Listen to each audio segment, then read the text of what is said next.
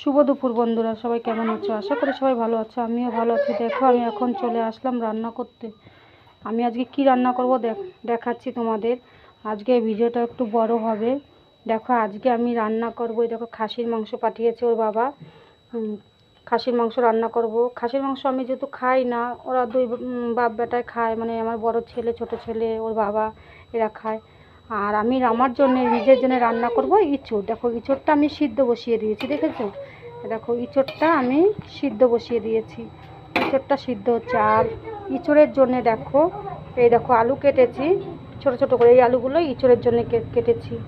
আর এই বড় আলুগুলো যে মাংসর জন্য কেটেছি। আর কি কি নিয়েছি রান্না করতে মাংসটা দেখো। আমি এখানে টমেটো কেটে নিয়েছি। আর হচ্ছে গিয়ে এইখানে কাঁচা লঙ্কা আছে, আর রসুন, পেঁয়াজ, আদা। কারণ আমরা কাঁচা লঙ্কা খাই, আমরা শুকনো লঙ্কাটা খাই না। আর এই দেখো হলুদ, জিরে, আর গুঁড়ো গরম মশলা, এখানে গোটা গরম মশলাও আছে। আর ইঁচড়ের মধ্যে একটু ঘি দেবো, তাই ঘিটা এখানে। আর সরিষার তেল। আমি মশলাটা মিক্সচারে করে নেব। এই যে মিক্সচারের বাটিটা নিয়ে নিয়েছি। আর ইঁচড়টা আমার সিদ্ধ হয়ে গেছে। ইঁচড়টা আমি এখন নামিয়ে নেব। একটু নামিয়ে নিয়ে ইঁচড়টা একটু জল ঝরিয়ে নেব। দেখো, ইঁচড়টা একটু জল ঝরিয়ে নিচ্ছি আমি। ইঁচড়টা একটু জল ঝরিয়ে নিচ্ছি। আর তোমরা ভাবতে পারো যে দিদি ভাই, তোমার ভিডিও করো, তোমার কড়াইগুলো তো কালো কেন? যেহেতু দেখেছো আমার শরীরে একটা রোগ আছে, দেখেছো আমি জোরে বাসন মাজতে পারি না।